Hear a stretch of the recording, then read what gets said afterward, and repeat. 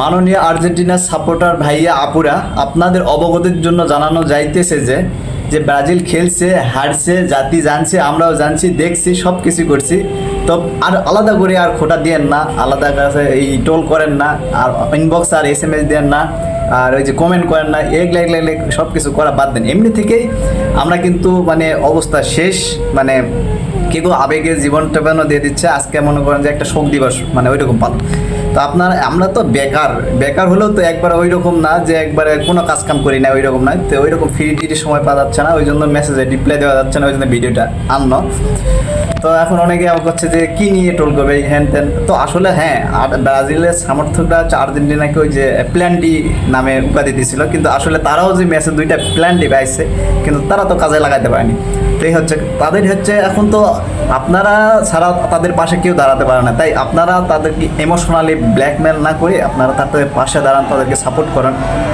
আর তাদের সবচেয়ে খারাপ লাগা হচ্ছে এই ম্যাচ, যেটা দুইটা প্ল্যান্টি পাইলো, আপনাদেরকে যেটা নিয়ে টল করতো সেটা দুইটা প্ল্যান্টি পারলো, তারপরও ম্যাচ জিতে পারলো না।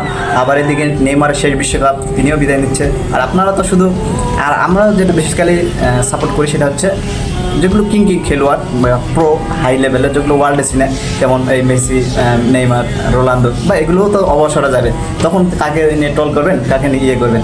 তো এই হচ্ছে কাহিনি। তো আপনারা মানে প্রত্যেকটা বড় যেগুলো ভালো নিজের ক্রিয়েটিভিটি, যোগ্যতা, পরিশ্রমের মাধ্যমে যে এত বড় একটু সাফল্য অর্জন করছে বা এত বড় খেলোয়াড় হয়েছে, তাদেরকে সবাইকে সম্মান করে রেসপেক্ট করবো।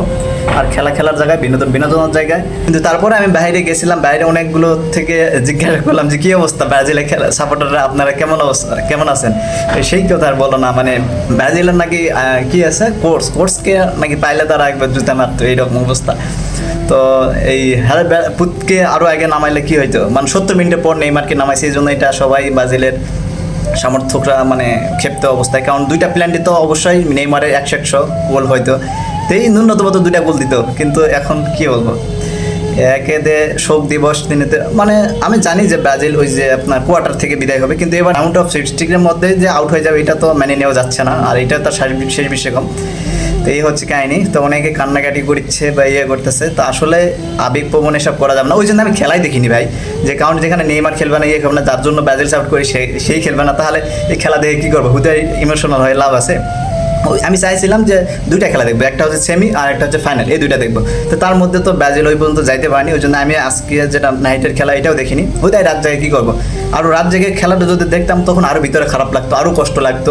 তো এই জন্য খেলাটা দেখিনি, কারণ তখন অন্য কাজে মনোযোগ হইতো না, পড়াশোনাও মনোযোগ হইতো না, কোথাও মানে মনোযোগ, মানে সবসময় বিষণ্ণতা। যদিও খেলা দেখিনি, তারপরে কেমন বিষণ্ণতা লাগছে। আবার সবাই আবার মনে করে দিচ্ছে, আবার রিলস পাঠাচ্ছে, মেসেজ দিচ্ছে, কমেন্ট করতেছে।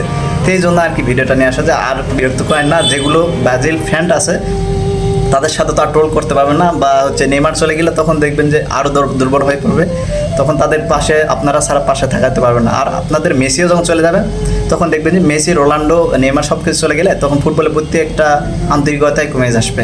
কারণ আমরা তো সবাই সিজনাল ফ্যান, আচ্ছা আমরা ফিফা ওয়ার্ল্ড কাপ শুধু খেলা দেখি, অন্যান্য যেগুলো ক্লাব আছে বা এগুলো বিভিন্ন চ্যাম্পিয়ন মানে এশিয়া কাপ, এগুলো তো আমরা খেলা দেখি না, ওই রকম আমরা না। তো এইটাই আর কি। সবাই ভালো থাকবেন এবং আবেগগুলো একটু কমান, আর আবার নিজের স্বাভাবিক গতিতে চলার চেষ্টা করেন। সবাই ভালো থাকবেন।